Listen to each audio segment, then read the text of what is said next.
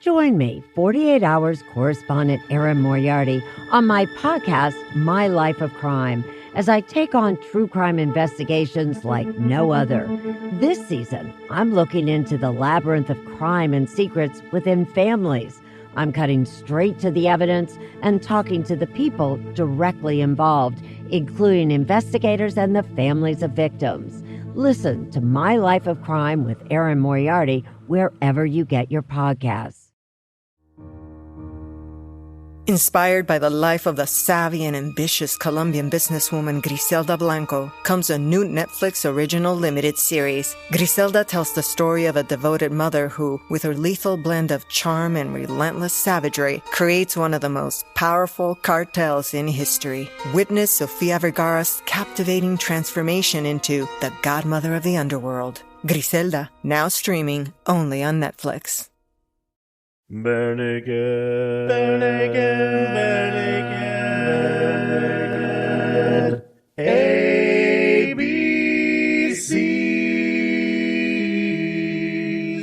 Welcome to the Bare Naked ABCs, where this week, again, we will be putting aside our critiquing hats, and I get to put down the haterade for 1 week, as we have the distinct pleasure to talk again with a member of the extended Bare Naked family, and a powerful performer in her own right. This week, Erin and I have the honor of talking with a woman who has been very engaged with the Bare Naked Ladies lately. But first, let's talk about her own path. She won the Juno Award for the Best New Solo Artist in 1999, as well as won the Canadian Radio Music Award in 1999 for Most Charted Rock Artist for her song Adam's Rib. In 2003, she won the Best International Actress for Black Swan from the New York International Independent Film and Video Festival, as well as being nominated for 8 other awards in music. She has 7 solo albums. She plays the piano, bass guitar, mandolin, guitar, violin, and ukulele. She was a Broadway and Toronto scene actress. Her music has been on Being Erica, Brothers and Sisters, Buffy the Vampire Slayer, Dawson's Creek, Party of Five, and 7 other TV shows and movies. In 2009, Melanie started teaching a small group of students at her children's school in Toronto using the method of ukulele instruction that was established by her father, J. Chalmers Doane, in the 1960s. The Doane School is now a registered charity which teaches over 750 students each week in schools throughout Toronto. And I think that number's even up to 900 now. It is. And recently she had a project with the Bare Naked Ladies, as well as an earlier project with Ed, which we will get to later. I am very pleased to be talking tonight with Melanie Doane. Welcome, Melanie. Thank you. What a cool intro. I really appreciate all that. You're very welcome. So, do you mind if I call you Melanie? No, I don't mind at all. That's exactly the right name. Melanie, you have been a fixture in Canadian and I dare say American music world for a long time. Between albums and acting and theater, you have a very illustrious career. Can we go back to the beginning of that career? If I did my research right, you started by going to college to be a music educator, which I'm guessing was kind of inspired by your father? You got it. That's right. And I just thought that's what I was going to do. And I have an older sister who's a music teacher as well, and she was very inspiring as well. So that's what I thought I would do. What made you decide to change directions slightly and audition for theater after college?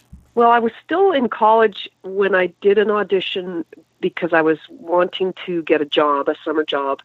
And I thought, well, this would be a fun job where I could be doing kind of an acting thing. And I needed, they needed a fiddle player and someone that played some instruments. And so I auditioned for something in my hometown that turned into a job that I got. And then at the end of that summer, everyone that I was working with at that job was auditioning for the professional theater in town. And they said, well, you should just audition. I was planning to go back to school, but I thought, well, I could audition. It'd be fun to step on that stage one time in my life. So I did the audition and I got the job.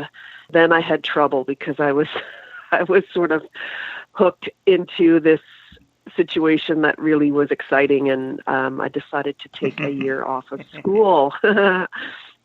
And then I kept taking another year, and that's what happened.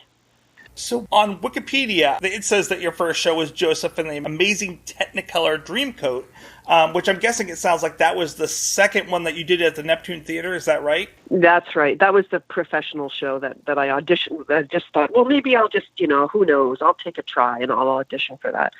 And that was the one. That was the one that was a proper job, and I became an equity member, and I got my card and all the things that start to happen when you become a working person. And it was an exciting opportunity, and I really couldn't pass it up. So that's why I took a break from my studies after my second year, and then I just kept taking the break because I kept working, and then moved to Toronto and kept doing theater, and then eventually it got back to music as well, but I was sort of doing it while I was exploring this theater world, which was wonderful and a really great way to learn about discipline and learn about being a professional and finding out, people that you like to be around and what it's like to make a living at doing the thing that you love. And I learned from so many wonderful professionals, and theater was a really cool stepping stone because of all of that discipline and because of all of the tradition. And I really am grateful for that. So what was the role that you had in Joseph? Well, there aren't a lot of female roles in that one, are there? I was just, right. I was in the chorus, and I I was just in the dance numbers, and then it was a chorus. It's kind of a big chorus show. The production right. I was in was a smaller. It was before that big revival that they did in Toronto. Anyway, I'm not sure it went around the world, but Donny Osmond did a big revival at one point, and it was before that. It came ahead of that whole thing. So it was a smaller production, really, but it had a pretty big cast, and it was the kind of thing where there's a million different styles of music. If you know the show, it's got lots of campy kind of. There's a country number. There's a supposed to be a French sort of accordion style, silly song, and then there's all these different calypso number, all these different styles, but it's kind of campy and awesome and silly and but great music. And so I got to do all of those numbers and do dancing and singing and just be singing with amazing, really great professional singers, and it was just a really fun job when I was 19, or 18, whatever it was. Well, and how long did you do that show? It was just part of a season. So I did that show, and then they offered, I did some more auditions because I was taking that year off. I was already out of school for the year, so I was going to work for the year anyway, just get another job or something till I went back.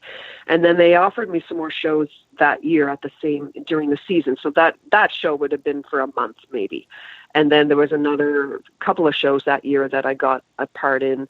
And then they offered me some shows for the next year. So the next season came along, and I went back to the theater and worked again. And then I moved to Toronto and started to do more stuff. So that was, I just got kind of hooked, and I kept thinking, well, I think you can go back to school even after 2 years. I think you're allowed to go back, and all my credits are still good. And then the third year would come around. I think I can still go back, and then I'd find, I think you have 10 years, And then I remember when the 10 years, I passed the 10-year point, and I thought, I think I'm not going back. I'd have to start from the beginning. That would be a drag. And then I just kind of realized, I just work. I'm working. This is what I do. I see, and that was okay too. Yeah. So at what point did you go down to Broadway? That happened a few years later. I got in a show when I was in Toronto for a while, and it was the Buddy Holly story, which was a really fun show to be in. And they had, again, it was a great big cast, and they kind of recreated the story, kind of like the movie Buddy Holly story, where they, Buddy goes in the studio and all the things that he did and all those great songs, and then they recreate that final concert. So it's so, touching that they, all the people that were on that big show, the Big Bopper and Richie Valens, and they all died on that terrible crash. But in the show, it's like a big live performance with all of those performers and a great big cast. So we had a huge band on stage, and they do the whole thing with all of those performers, and it's really, it's a fun show to be part of. And I was hired to play fiddle because there was some country music in the beginning of the show, and then I played bass for some stuff, and I played lots of little characters, and I got to sing on all the good numbers, and so that was another really cool opportunity. And then we went to New York for a while, and that's a really cool experience. Wow. How did your time in the theater, because it sounds like Broadway was kind of that end spot where you then started releasing your own music.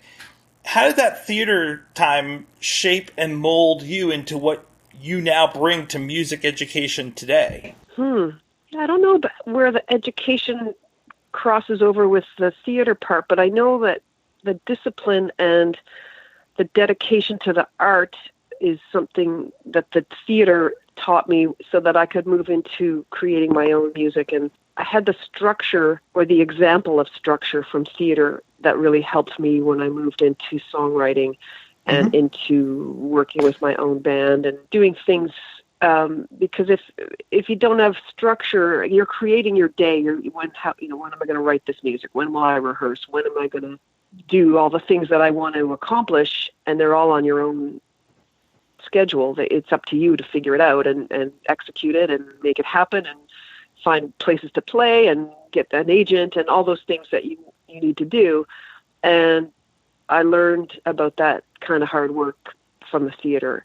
And then I think further down the line, it was kind of like a giving back, people who had helped me as a kid. And, a big part of that is my parents, but a big, when people in the community create something where you get to learn music, it inspires you to do the same for other little kids. And that kind of came full circle. So, I mean, the theater is all part of that, but it's all connected when it's arts and it's nurturing people to find their own path, whatever it may be. But from that creative point of view, you get pretty passionate about finding ways to help kids find that within themselves. What a great answer.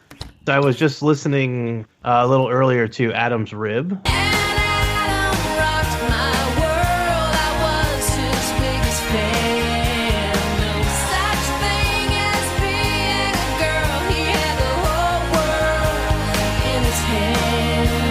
And really enjoying that. Thanks. Yeah, I mean, I know you've been up to a lot more since then, but I'm trying to put a finger on your sound. It's interesting to me. Wikipedia said, has you, I think, listed under pop and rock, but there's certainly some country influence in there, I would say. Well, you hear fiddle in there, probably is making you think that a that's bit. Probably maybe that's it. That's probably true. And I'm glad you heard that. That's great. I was really so ferociously including the fiddle or violin or whatever you want to call it on that album, and particularly that song. Really wanted it represented because it's so much a part of what I do.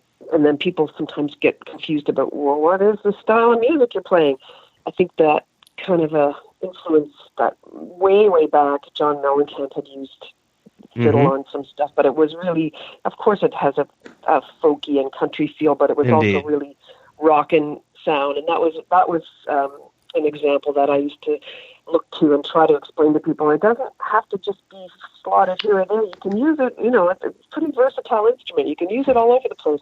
But that was one of my passions at the time, to really make sure that it was represented and that I would be able to play it live and be able to show what I was up to. And anyway, I'm glad you heard it.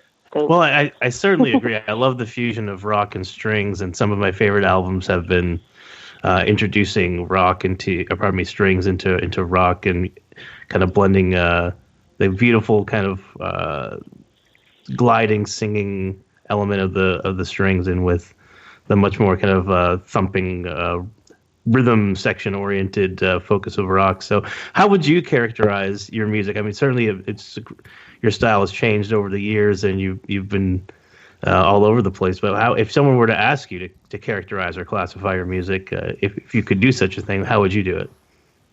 Yeah, I'm really terrible at it. I often just say something like, it's sort of pop music, or it's sort of rock influenced pop music. I mean, I don't like to be limited, and I love all kinds of music, and that's maybe one reason I've moved into working with with students and in education, because we can do everything, and it's so exciting to be able to provide that when you're working with kids. But I really don't like to be limited, and I have so many influences from being a classical kid to growing up on the East Coast and having, East Coast fiddle kind of music and folk music, and then my brother's a rock drummer, so he had a lot of stuff that I just loved, and my sister loved songwriters and the craft of writing songs and that kind of thing, and all of those things just are part of life and part of how I grew up. And I guess I like to be able to draw on whatever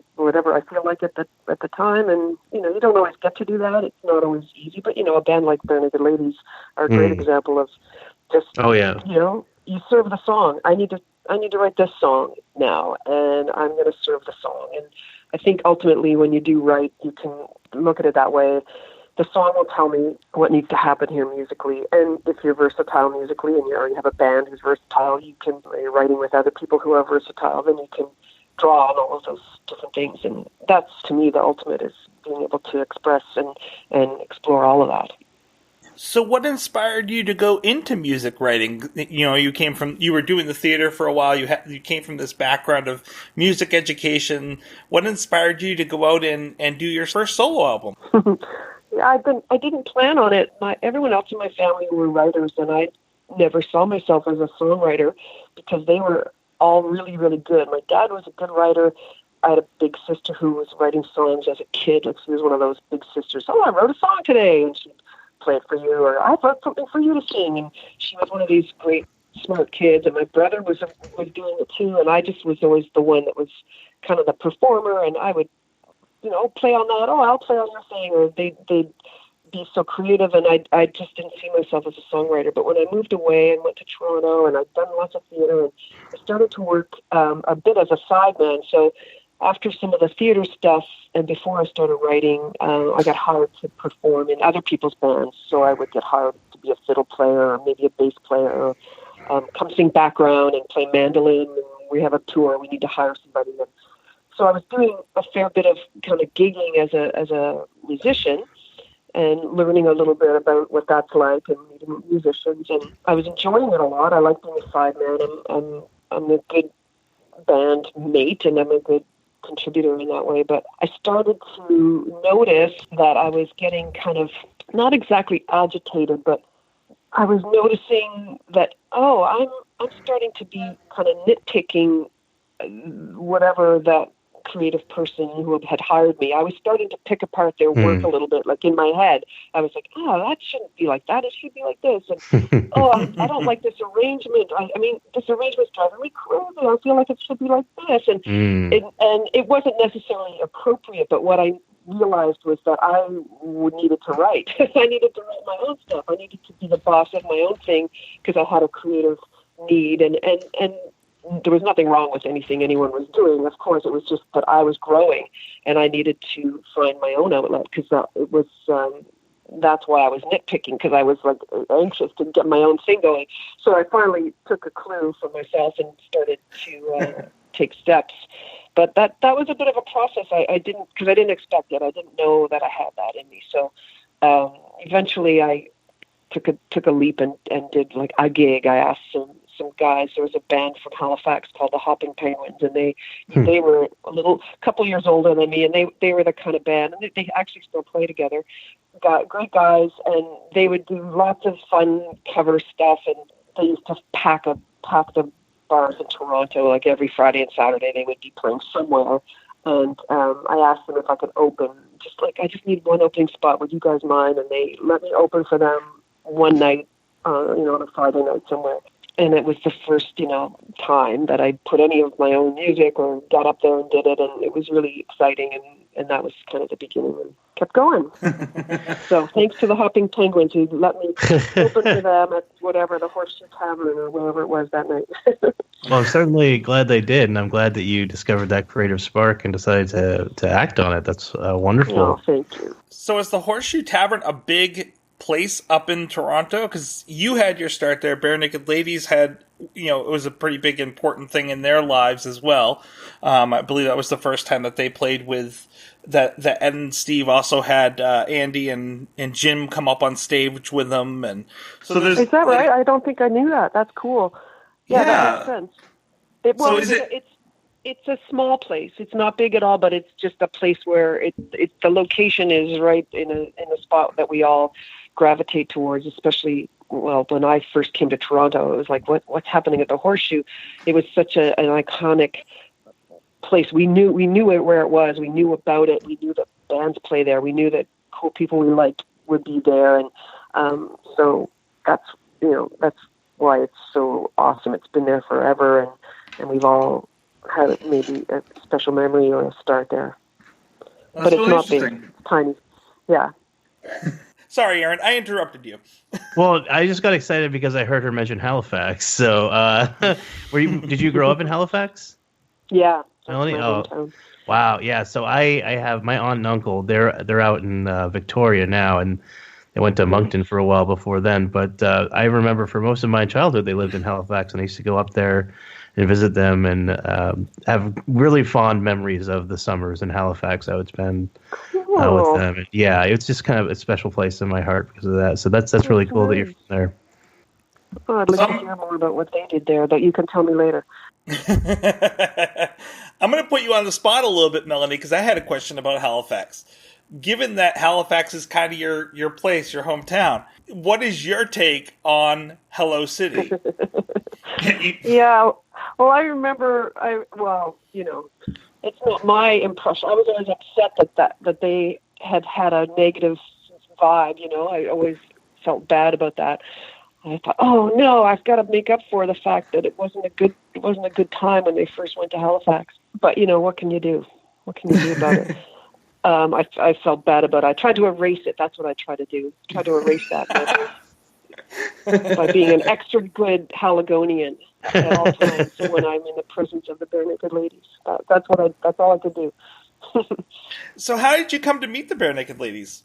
Oh, it was so neat. I was performing with this little folk group who are really, really sweet, wonderful older guys, not older, but a couple of years older than me anyway. And they were a folk group called Tamarack, and they had hired me to come play with them on a cross-Canada tour this one summer in 1992. And Bare Naked Ladies had just become the biggest thing ever because they put out their tape, and everyone, it was just all about them. But they had it was just before Gordon was coming out, and they still had some engagements that probably had been booked even just before it was as huge as it became. And so we all ended up, they were headlining, and I was with this little group that had hired me to come play bass and mandolin and fiddle and sing with them in this little folk trio. And we found ourselves at this festival with the Bare Naked Ladies headlining in Dawson City, Yukon. It was such a tiny little festival. There were only a few of us that had flown in to perform. And so we all met flying there, which was, I think we were in like a military airplane, which was interesting and different. And everyone was kind of like, wow, we're all going to, this is going to be so cool. We've never been to Dawson City. We were all just like really into it. And of course, those of us who weren't the Bare Naked Ladies were like, the Bare Naked Ladies are here. This is crazy. They're huge. Like, what's happening? Because it was just exploding. It was right at that moment. So it was really cool to be with them and meeting them at that moment, because they were having such a great time, and they were enjoying, everything. And they were just young guys, and they were great, and they were super friendly and fun. And so we met on the flight, and then we got there, and everyone was, we were all backstage all the time, and we were all on stage with each other, and we were watching them do their show, and people were very excited, of course, about everything that had to do with them, and they were doing lots of interviews. But meanwhile, all the band people would be eating it together, and so it was a lot of camaraderie and just getting to know people and playing music together and jamming and staying up late, and it was just a really wonderful time with musicians and young people meeting each other, and very, very Dawson City, because the sun didn't go down, so people would just stay up way too late. You didn't even realize how late it was, and it was just one of those kind of amazing experiences. And we all hit it off and remained friends because it was just one of those, like, we were kids and we all met and it just stuck. Really a great time. It was it was like 3 days or 4 days, but very much a bonding experience. Yeah, it's amazing how friendships can blossom over such a very short period of time. Yeah, it was really, really astounding, and all the people that were there had the I mean, we all felt it. It was really cool. Really cool. But then we were able to afterwards just see it take off. I mean, it just kept going and going, and we could all feel like, we're part of the fun with them. We got to be with them at that moment and just have a few days with them and enjoy it. And so that's always been a very special memory. Then in 2001, you recorded Tell You Stories with Ed. How did that come about? Oh, well, you know what? I think we did the original recording even earlier than that. We did it again for a live album, and Ed came out and sang it. But a little earlier than that, I had put it out. I was making a record for Sony at the time. It was my first album before I did the Adam's Rib stuff, and I had really wanted to do a singing duet with Ed. That was always something I had hoped I would get to do one day. So I asked him when I finally had a deal and I was going in the studio. I asked if he would be up for it, and he's the best, and he said yes. So he sang on the song, and then we made a little video for it. I don't know if you've seen that, but we ended up doing a video for the song. So I will tell you stories that you can call your own. Fill you up for all this time you've been alone.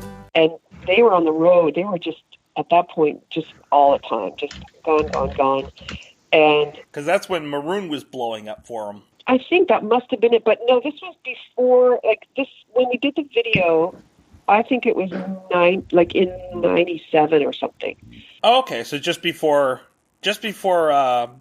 Stunt took off. Yeah, and they were in Kalamazoo, and it was sort of close to Toronto-ish, and so my video crew said, we're going to go down. We've got most of the video in the can, but let's go get a day of shooting with Ed, because, we can't have this video without Ed. And so we jumped in the car with like a little tiny crew and went down, and after his show one night, we were in Kalamazoo, a real place. I didn't even know that until I'd gone there, and went and they scouted a little spot, and we sang. We did the choruses and stuff with Ed that we got to put into the rest of the video, and it was really sweet of him to give us time, and we were really, it was a great addition to the whole song and video. And then later we did do another recording of it, which is maybe with the 2001, I think. So not to correct you, but we did do it again.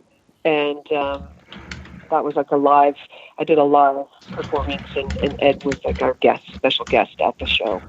And we did it again. That's great. No, feel free to correct me anytime. I can collect only so many things off the internet and get numbers right only so much. You've lived it. Yeah, well, I don't know if I'm getting it all right. But anyway, I'm pretty sure about that one. I'll pass it back to Aaron now. I've taken up for a little bit here. I'm very very happy to have the opportunity to ask you a few questions, Melanie. I did want to ask, we were talking about composition. I write music myself, such as it is.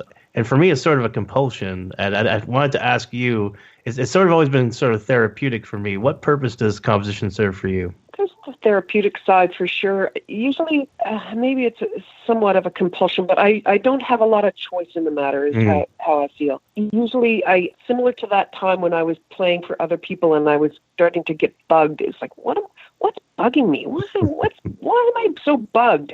Like, what's happening? Why am I agitated? Oh, that's me telling me, do something, you dummy, do something. You want to do something. What is it you need to do? What is it you need to say? Are you not playing? Are you not singing? Are you not writing it? Like, do it. And it's usually a little bit like that. I may be getting distracted with whatever, life or a different job or something, who knows what. And eventually I give myself a message, and then I hopefully start to take the hint a little quicker as time goes on. But it's funny that way. You sort of do the same lessons over and over. But for me, the art is pushing me forward, and I don't have a lot to say.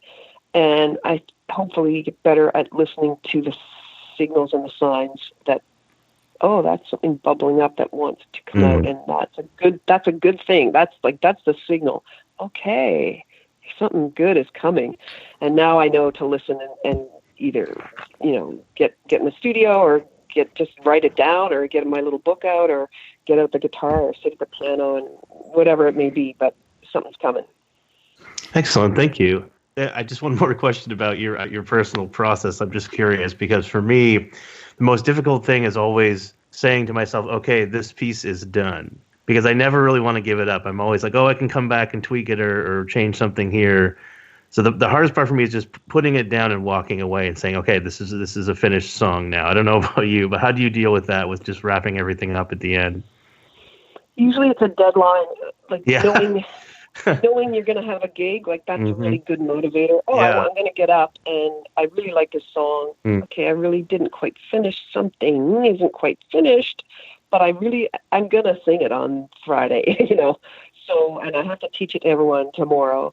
And so I do need to finish it. And also to give yourself permission to change something if you want to. I mean, you can change it. That's very true. Song, yeah, who's to say? So you don't have to, there's no rule.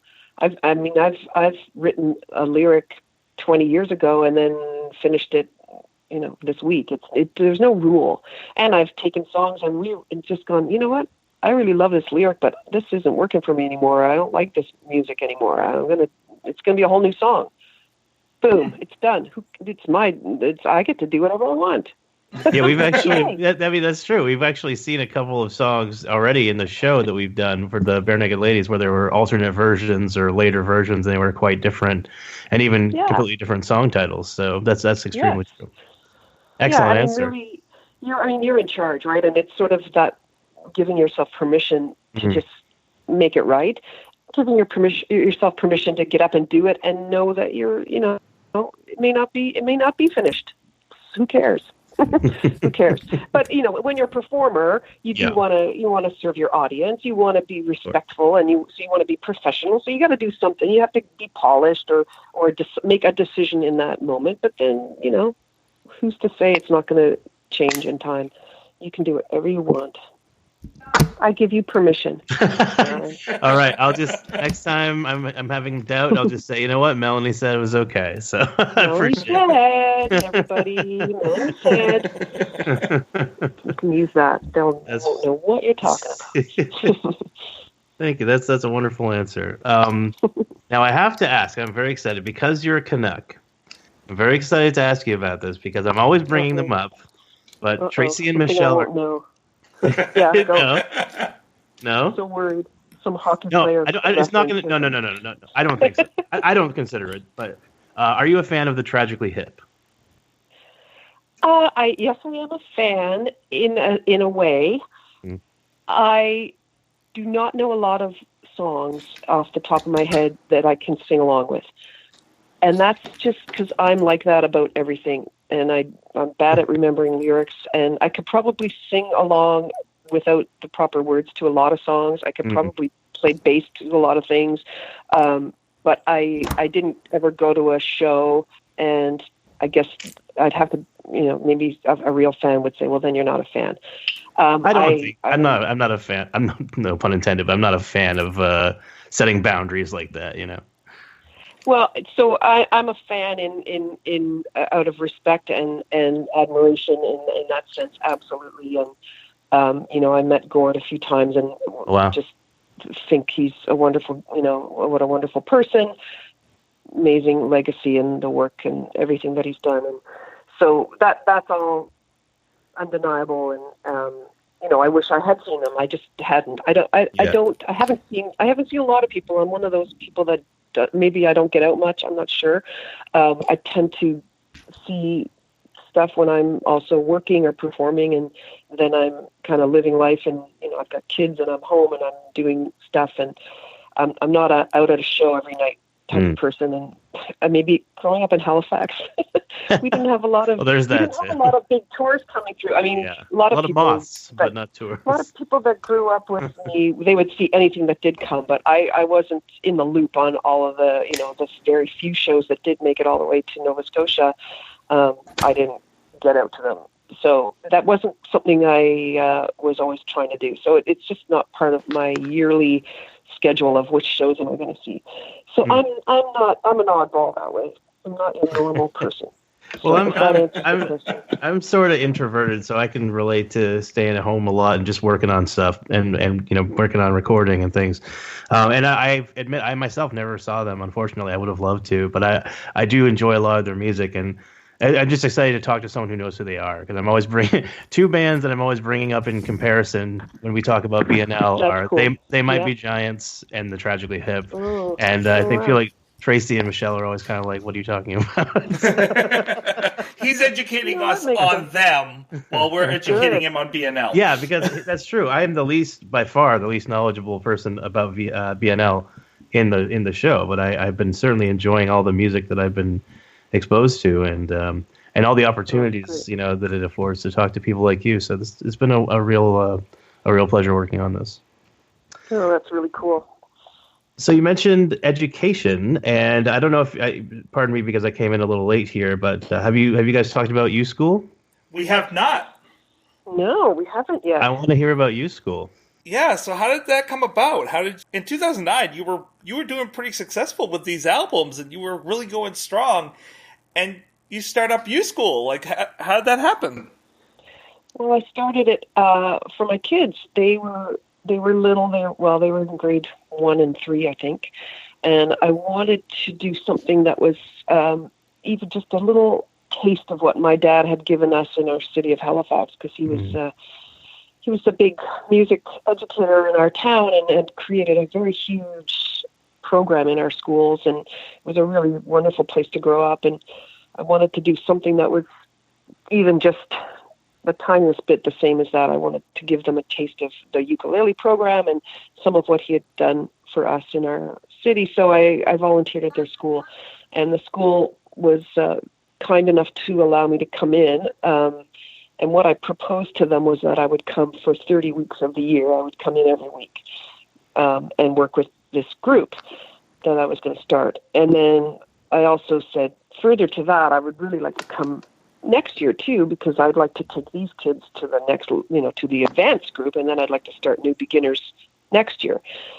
So anyway, they agreed that I could do this program and do a pilot project. And, I of course, had my dad giving me great advice, and I have a sister, like I mentioned, who's a teacher, and everything went very well. The kids did great, and I loved doing it, and I was able to use all of the stuff from my dad's program.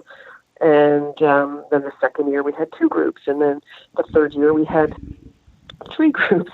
And then another school nearby said, well, how do we get this program? Some parents were like, we caught wind of this. How do we get this? So I thought, well, I guess I could go down the road and do it. It wouldn't hurt me to do one over there. And it's, I've already done all the preparation. I'm just teaching it now. I just go in and may as well do that. And then there was another school, and then another couple of more schools. And then I got one of my friends who had grown up in Halifax. She was in the school board, and I said, well, maybe you could teach a few. And so we kind of got coordinated on how we were going to do the method, and then we both started to do a few more classes, and then we roped in another friend from the East Coast who was also here. Anyway, it was growing. And as we mentioned earlier, just as we were getting into the beginning of this, so we started with 8 kids, I think, the first year, and now we have just about 900 every week that we're teaching. So it's really grown a lot. It's really taking a lot of my brain, and I'm loving it. It's just been an amazing experience. So my son... Oh, sorry about that, Aaron. So my son has just learned the power of the ukulele through classes that were brought to his school. I personally can't connect with him through it because I have no musical ability at all. These guys will tell you that. But I love the practice videos that you have online on USchool. Oh, yeah? Did you check it out? Yeah, I can help my son practice and improve, and it's really cool because I can play it with him, or can't play the ukulele, but I can play the videos for him and watch him learn. great. What made you decide to kind of expand to the internet? And like, do you plan on making it expand further? Do you plan on doing more videos? Well, those videos are not particularly, they're not meant to be in place of the lessons that we do in the school. I mean, some adults could probably figure out what to do watching them. They're fairly, it's good instruction, but it's not meant to be lessons online. And the reason that is because what I'm particularly passionate about is being in the school with the kids for 30 weeks. That's part of why it's working so well, is that we make that commitment to be there every week of the school year. Like once we start in October, but we follow the school year and we're there every week. And that is part of why it's working so well. But music is not easy. It's not easy to learn an instrument, and you need to have that commitment from somebody. We try to model it to our teachers by being there every week, but we also try to give the parents a lot of support so they can be giving that at home. And even for people like you're saying, you're not a musician. Well, then what would you do if you didn't have some tools from us, the teachers? How would you help your child practice if you didn't feel like you had a lot of musical background? So I wanted to give some tools so parents could sit with their kids and enjoy the process of what's happening in class. And then they can just put me on and I'm like, this is what we did in class, everybody. And they can show, and even if they can't play, but they can tune up with me. Here, we're going to tune, everybody. Don't forget to do this. And I even tell actually some parents, and it is hard to tune an instrument, and I wouldn't expect everyone to be able to, but I'll say, just I'll do it with you on the phone. Call me up. I'll help you tune your instrument. This is part of learning music. You have to. It takes time. You shouldn't feel bad if you're not a musician and you can't. You're like, I can't tune the instrument. This is going to be a disaster. Well, no, you're not supposed to know that. I'm the teacher. Call me up. We'll help you.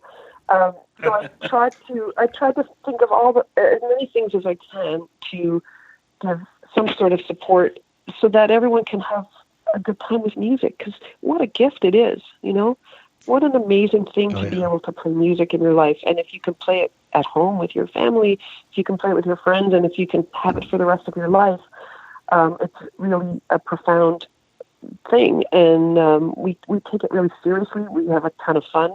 But we take the fact that we have the privilege of delivering this message very, very seriously. So that's why we did the videos, and I don't know. Well, what a great way to expand your program and to encapsulate the parents into that. Yeah. Well, it's essential, and you can't get anywhere without support when you're learning. It's a tricky thing to learn music. It's not easy. And the more support you have, the more fun you're going to have, and the more you're going to be able to go with it, further you'll be able to go.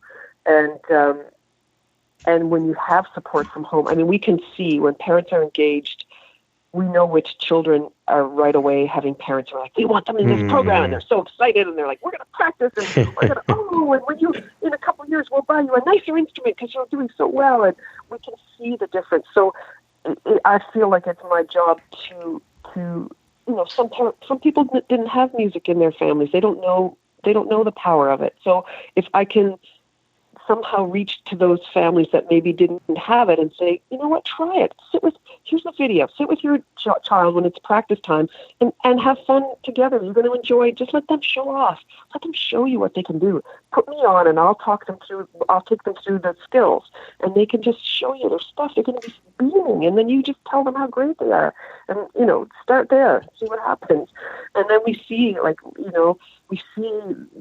that same child that might have, you can tell the parents were tentative, but you can see the difference a couple weeks later when the parents start to realize, we started to review at home. It's going very well. Or, thanks for the support. And that child starts to excel in the class, and it's really great. It's so exciting.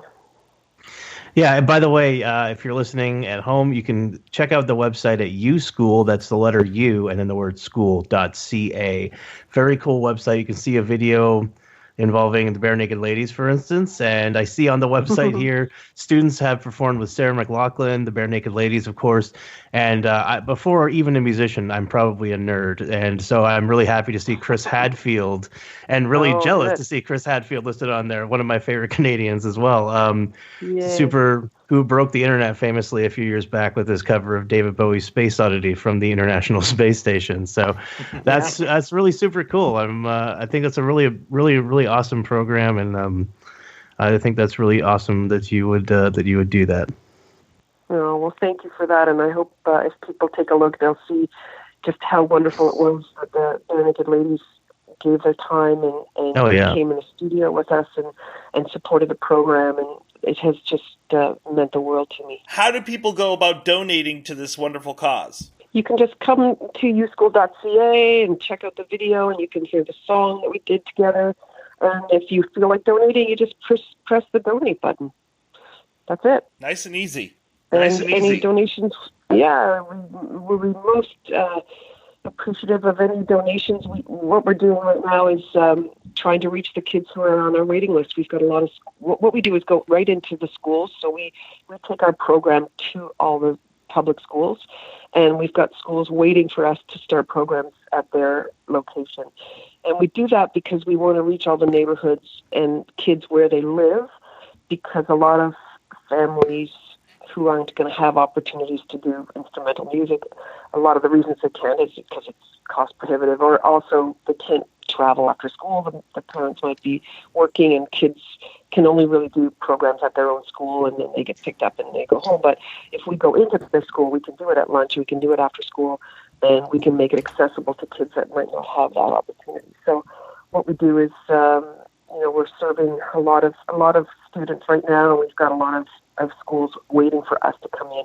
So we're really hoping to raise money for that purpose, and for instruments as well. So if people are inspired and they want to help us get to some more kids, that would be great. We'd appreciate the help. And research proves over and over again that music and music education in school thrives and encourages and enriches every other area of learning that happens in school. So what you're doing is not just teaching kids music, you're teaching them basics of education throughout every area and subject. So thank you. I mean, it's a brain nurturer, no matter what, however you think of it. It's feeding the brain, and it does enhance all of those other aspects of learning. And music, just for music itself, is worth it. Even just for that, it's all worth it, because music itself is unbelievably awesome. But what you say is true. I agree with that, and we all know the research as well. Yes, I'm fascinated by the way the brain responds to music. I think there's a lot of interesting potential there in the realms of music therapy and just mental health, rewiring everything. your brain. Yeah, definitely. Very cool. Well, obviously, people can follow what you do at melaniedoane.com. Is there any other social media or any other way that you'd like people to track what you're up to? Yeah, there's like Instagram and Twitter and those things. I'm on it, sort of. Sort of, yeah. Sort of. That's probably the healthiest way to be on it. anything of note is there, so people can reach out that way if that's their preference, and that's great. And we'll get the messages. And I have helpers when I wait too long and I'm not responding quick enough, I get the messages. But I'm on it, sort of.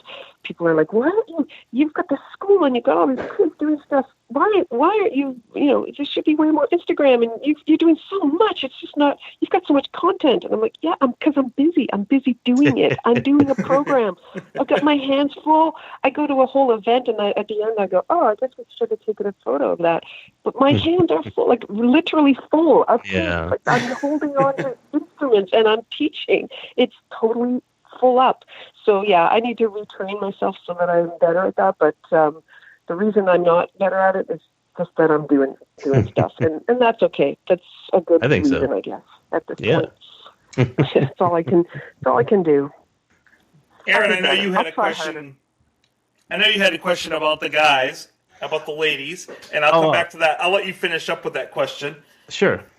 So the guys from Monster Squad Minute, who are good friends of the podcast, they've been on several times now, Andrew and Justin, they absolutely love you. They think that you're great, and they wanted me to let you know that. Oh my gosh! They live up in the maritime area, up in Newfoundland. So Oh, wow. Yes. So their question that they wanted me to make sure that I asked was, they said, well, in America, and I don't know if the same thing is true in Canada, etc., that the big instrument that they almost always make kids play, and I don't know why they do this, is the recorder. Do you think that the ukulele is giving the recorder a run for its money? I hope so. Well, here's the thing. It's also a good instrument, and I hate to badmouth any musical instrument. Yeah, true. If you're lucky enough to have a teacher teaching you anything, then I would say that's great. If someone asked me which instrument would I prefer to play, I would prefer to play the ukulele.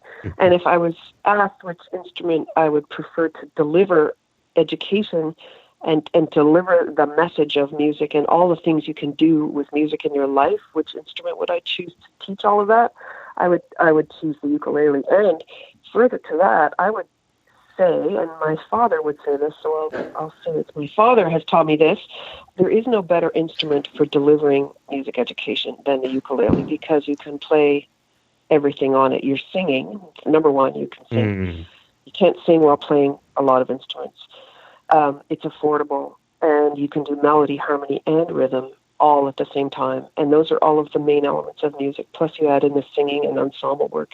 There is no better delivery system. So I wouldn't put it against recorder. I put it against every other instrument if in that realm of what's the best way to deliver education, the uke. Which instrument's better? I'm not going to get into that, because if someone is a recorder player, and that's wonderful. Recorder's great. Yeah. All the instruments are great. And teachers who are strong at delivering the curriculum that way, well, good for them, and how lucky to have that opportunity. So I won't dump on the recorder. But if I have to choose, you hear what I'm saying. Yes. I think that's a wonderful answer. Yeah. And, honestly, I started with the recorder. I remember my very early music classes. And I think a lot of people who are musical have that kind of shared tribal memory of playing hot cross buns on the recorder. So there's something to be said about the shared experience. But I much would have preferred, looking back, learning with the uke. So I think it's really cool you're providing that experience for so many kids. I think it's wonderful. No, thanks. Well, it is a lot of fun, and it really does work. It really, really does work, and I stand behind it 100%. So to kind of finish up here, if you had to encapsulate your times that you had, your experiences that you had with Bare Naked Ladies, what would you say is the most memorable experience that you would like to kind of put out there that would entertain our audience? Oh, boy. That's so hard. I have so many wonderful memories, and particularly this most recent where they gave their time and came in and recorded with 100 of our students. I mean, that's really cool of them, yeah. That is a beautiful video, by the way, people. Go out there and listen to that. It's really good, isn't it? I mean, it just shows how generous they are, how great they are. That's hard to beat, but I will also say that being in the audience at one of their shows, and when I was recording my Adam's Rib album, they were in town in LA, and I was there working, and I took my producer and some other people who didn't know them as well as I mean, of course they knew them, but they didn't know every song and every word. And I'm there in LA working on my own stuff, and they're on stage, and I'm just so, happy to be Canadian. I'm so happy to know them. I'm so happy to see all that's happened for them. I'm so proud of them, and I'm in the audience and loving every second, and that kind of memory is, also really big for me. I just will never forget that awesome feeling. Well, thank you very much for being with us, Melanie. I have to say you have been an amazing interviewee. You sound like an amazing person as well. I had about 3 pages of notes or questions that I had written down, and it wasn't that I didn't have time to ask them. You answered all those questions with just your natural answers. So I really appreciate you taking the time to come on. You've been a wonderful guest. Well, you guys are super fun, and I really appreciate you shining a light on the youth program. And, of course, the work you're doing is terrific. And I'm such a fan, so I'm with you all the way. And take care. Great to meet you both. Yes, great to meet you, and keep up the great work on your end. Indeed, yeah. I will. Thank you. Melanie, it was such a pleasure to meet you. Take care of yourself and continue the great work you're doing. Thanks to you both. Have a great night. You too. You too. Bye-bye. Bye. Bye. And I will tell you stories, and I will call you brother, and maybe you will find your way home.